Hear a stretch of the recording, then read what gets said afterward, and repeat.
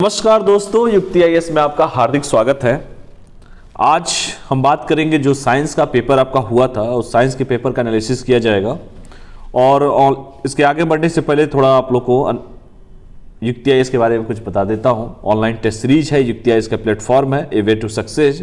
और यहाँ पे टेस्ट होता है दोनों मीडियम में है, हिंदी में भी है और इंग्लिश में भी है, दोनों मीडियम में है।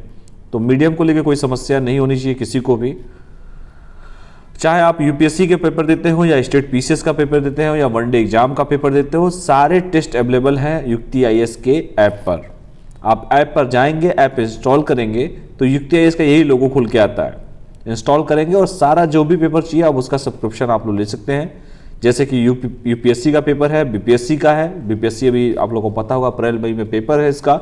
झारखंड पीसीएस का है, राजस्थान पीसीएस का है, यूपी पीसीएस का है, एमपी पीसीएस का है, उत्तराखंड पीसीएस, छत्तीसगढ़ पीसीएस। ठीक है, तो ये सारे टेस्ट अवेलेबल हैं। आप जाके एक बार वेबसाइट पे भी सर्च कर सकते हैं, आप लोगों को सारी चीज़ें यहाँ पर मिल जाएगा।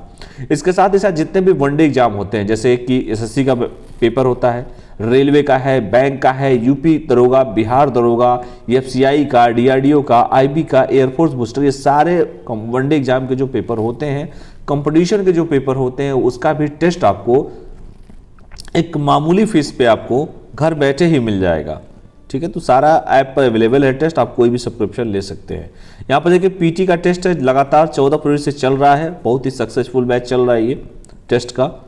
टोटल 21 टेस्ट है, आपको 2 साल की वैलिडिटी है और सिर्फ आफ्टर डिस्काउंट के बाद 199 रुपीज़ ही पेमेंट करना है, 199 रुपये पेमेंट करना है। आपको 2 साल तक मतलब इसमें पेपर दे सकते हैं। 21 टेस्ट होगा टोटल। एक टेस्ट आपका फ्री है, 7 जो है सब्जेक्टिव टेस्ट है। सब्जेक्टिव का मतलब ये होता है जैसे मान लीजिए हिस्ट्री का पेपर हो जाएगा, या ज्योग्राफी हो गया, या पॉलिटी हो गया, या इकोनॉमिक्स हो गया, या बिहार स्पेशल हो गया, तो ये सब पेपर भी आपको 7 सब्जेक्टिव टेस्ट के मिलेंगे।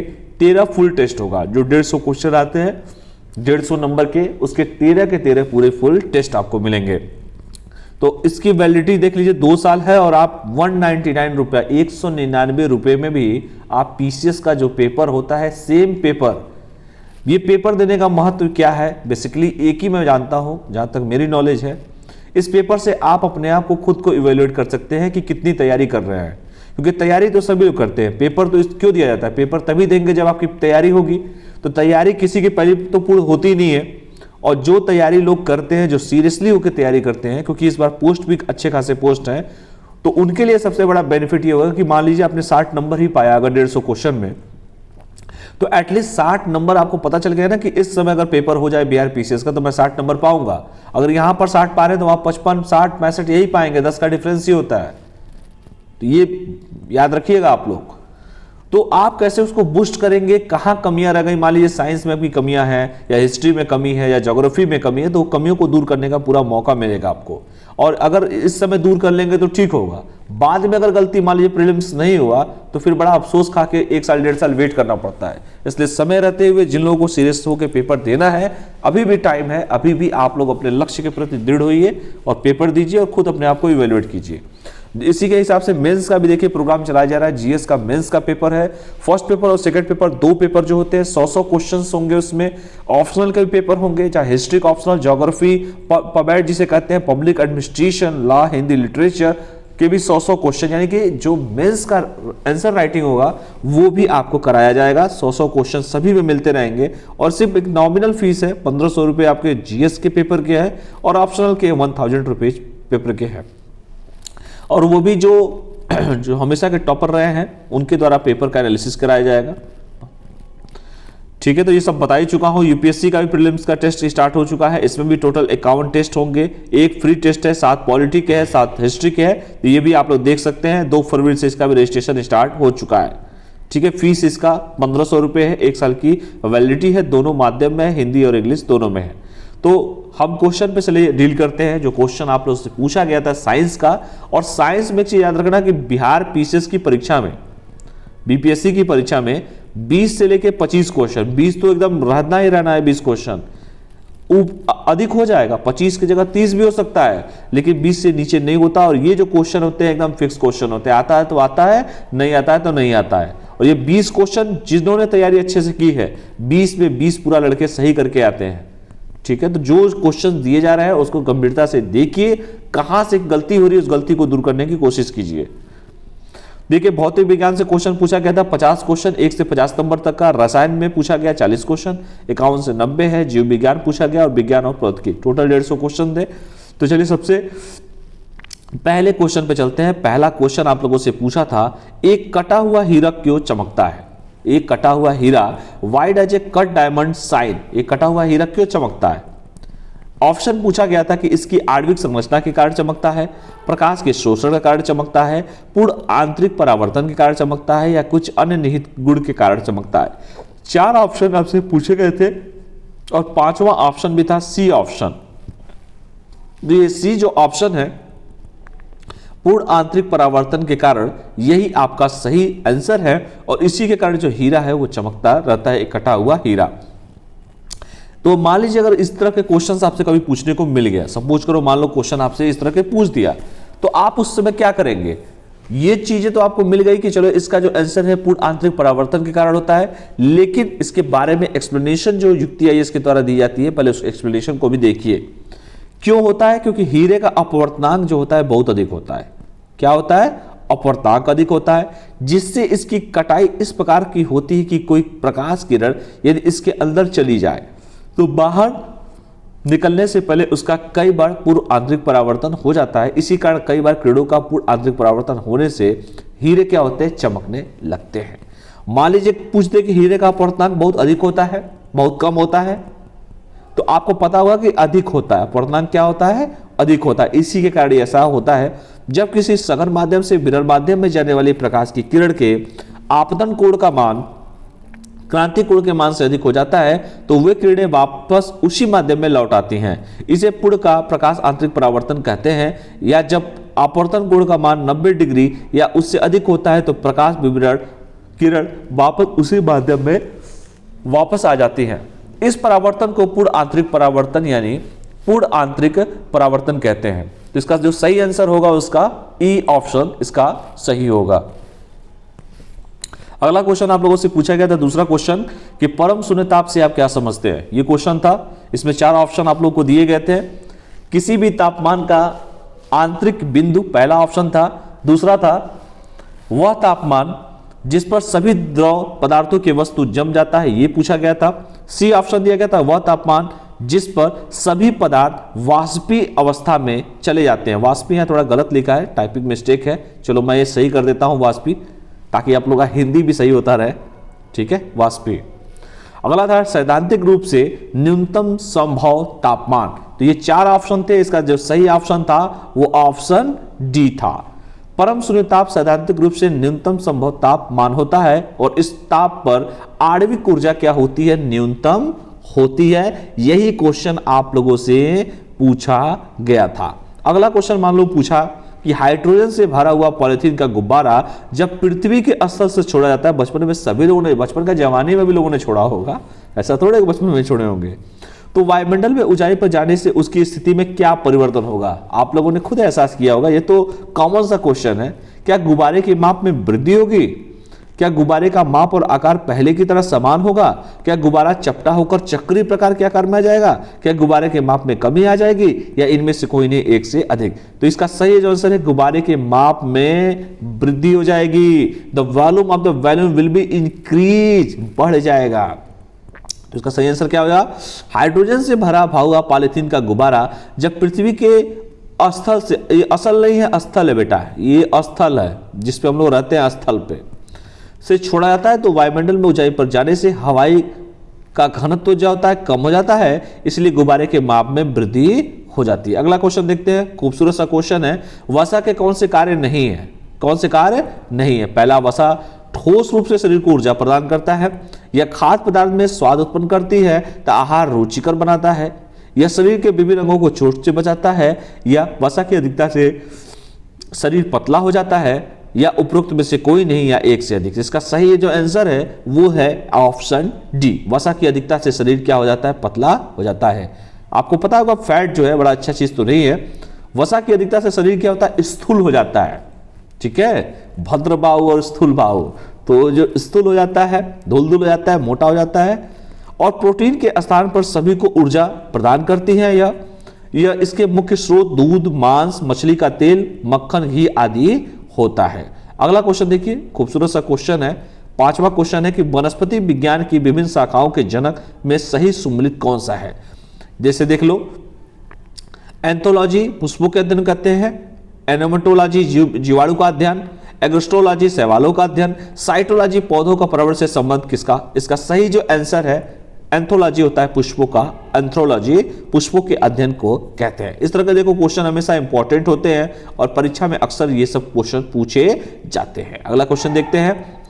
अगला क्वेश्चन है कि जंतुओं में पाई जाने वाली मुख्य ग्रंथियों में से कौन सा असत्य है। देखो बेटा, सत्य और असत्य वाले जब भी क्वेश्चन आए, मैं हमेशा कहता हूं कि सत्य और असत्य वाले क्वेश्चनों में सबसे पहले देखिए कि सत्य पूछा है कि असत्य पूछा है। तो यहां पे पूछा क्या है, असत्य। स्वाद ग्रंथियों, स्तनियों की त्वचा में पसीने की ग्रंथियां, पेरिनियल ग्रंथियां, खरगोश में पाई जाने वाली गंध क्रांति, फैलिक ग्रंथियां, दिलचट्टे के नर जनांगों की गलतियां। अगला जो है कॉपर ग्रंथियां, स्तनियों में दूध का स्राव पता करने वाली ग्रंथियां। ये गलतियां नहीं है, ग्रंथियां हैं, ग्रंथियां, इतना तो कॉमन सेंस सबका होगा ही। चलिए, तो इसका जो सही आंसर है डी, ये सही नहीं है। ठीक है, अगला क्वेश्चन देखते हैं। कार्बन में कौन सा कथन असत्य। कार्बन के संबंध में पहला, कार्बन की संयोजकता 3 होती है। भाई कार्बन है, इसकी संयोजकता क्या होती है, आगे बढ़ो देखते हैं। असत्य पूछा है। कार्बन मुक्त अवस्था में हीरा, ग्रेफाइट या कोयले के रूप में पाया जाता है। भाई देखो कार्बन क्या है, जला दो कागज को, पता चल जाएगा। प्रकृति में कार्बन एक ऐसा तत्व है जिसमें सबसे अधिक यौगिक पाए जाते हैं। कार्बन का परमाणु क्रमांक 6 होता है। इसका जो सत्य पूछा है, असत्य पूछा है, कार्बन की संयोजकता 3 नहीं होती है, ये गलत है। मुक्त अवस्था में पाया जाता है, कार्बन से सबसे अधिक यौगिक होता है, परमाणु क्रमांक 6 होता है। क्यों भैया, क्योंकि हाइड्रोजन, हीलियम, ऑक्सीजन के बाद कार्बन दुनिया में सबसे प्रचुर मात्रा में पाया जाने वाला तत्व है, जो दुनिया के सभी जानवरों और पौधों में विभिन्न रूपों में यह मौजूद रहता है। कार्बन आवर्त श्रेणी के समूह का 14वां सदस्य है और ईश्वर के सदस्य सिलिकॉन, जर्मेनियम, टीन और सीसा होता है। चूंकि कार्बन आवर्त श्रेणी के समूह का 14 का पहला सदस्य है, इसी कारण इस समूह के तत्वों को कार्बन परिवार के तत्व कहा जाता है। कार्बन का चिन्ह जो होता है सी तथा परमाणु क्रमांक 6 होता है। तो ये सभी लोग जानते होंगे। अगला क्वेश्चन चलते हैं। अति चालकता किस तापमान पर अत्यधिक आर्थिक महत्व की हो सकती है, जिसे लाखों रुपए की बचत हो। अत्यंत अधिक तापमान पर, अत्यंत कम तापमान पर, अधिकतम और कम तापमान पर, सामान्य तापमान पर, उपरोक्त में से कोई नहीं या एक से अधिक। तो इसका जो सही आंसर है डी। डी क्या है, सामान्य तापमान पर, सामान्य तापमान पर। अति चालकता की स्थिति में धातुओं का तापमान 0 डिग्री केल्विन के आसपास होता है। यह तापमान विभिन्न धातुओं के लिए भिन्न भिन्न होता है। सामग्री या धातु जिसमें एक निश्चित प्रतिरोधकता मूल्य बहुत तेजी से घटता है और 0 हो जाता है, ऐसे पदार्थ या धातु को अतिचालक पदार्थ या धातु कहा जाता है। ठीक है, अगला क्वेश्चन पे हम बात करेंगे। 9 नंबर क्वेश्चन। जब एक पत्थर को चांद की सतह से पृथ्वी पर लाया जाता है, मान लो कोई पत्थर है, चांद के बारे में मतलब सुना ही होगा, मान लीजिए चांद से पृथ्वी पे लाया जाता है, तो उसमें क्या परिवर्तन होगा। कोई पत्थर है, चांद से पृथ्वी पे आएगा तो क्या परिवर्तन होगा। क्या इसके द्रव्यमान बदल जाएगा। आगे बढ़ते हैं। क्या इसके भार और द्रव्यमान दोनों बदल जाएंगे। न द्रव्यमान बदलेगा न भार बदलेगा, केवल भार बदल जाएगा, द्रव्यमान नहीं बदलेगा। तो इसका सही जो आंसर है, आंसर सिर्फ है इसका डी, डी फॉर डी। केवल भार बदल जाएगा, द्रव्यमान वही का वही रहेगा। ठीक है, एक्सप्लेनेशन आप लोग देख लीजिएगा। अगला क्वेश्चन है, 10वां क्वेश्चन है, लाल वर्ण के प्रकाश का तरंगदैर्घ्य निम्न में से क्या होता है। ये क्वेश्चन आप लोगों से पूछा गया है। तो लाल रंग के प्रकाश जो दर होता है, चलिए देखते हैं क्या क्या होता है 10वां क्वेश्चन में। देखिए ये दिया हुआ है, तो इसका सही आंसर है ए, क्योंकि लाल रंग को सबसे लंबी प्रकाश तरंग वाला प्रकाश तंतुपुंज माना जाता है, जो मानव आंख से दिखाई देता है। आपने पढ़ा भी होगा, बैंगनी रंग के प्रकाश की तरंगदैर्घ्य कम होती है और लाल रंग के प्रकाश की तरंगदैर्घ्य सबसे लंबी होती है, इसीलिए इसका आंसर हो जाएगा ई हो जाएगा। ठीक है, तो ये 10 क्वेश्चन हो गए टोटल। अगला क्वेश्चन है कि दो समतल एक दर्पण एक दूसरे से 60 डिग्री के कोण पर झुके हैं, इनके बीच रखी गेंद के बने प्रतिबिंबों की संख्या कितनी होगी। तो इसकी आंसर हो जाएगा 60 डिग्री का होगा। तो इसके जो केंद्र जो कोण जो झुके हुए कोण होंगे, उनमें गेंद के बने प्रतिबिंबों की संख्या कितनी हो जाएगी, 5 हो जाएगी। ठीक है, तो इसका आंसर हो जाएगा 11 का 5। अगला क्वेश्चन देखते हैं 12वां क्वेश्चन।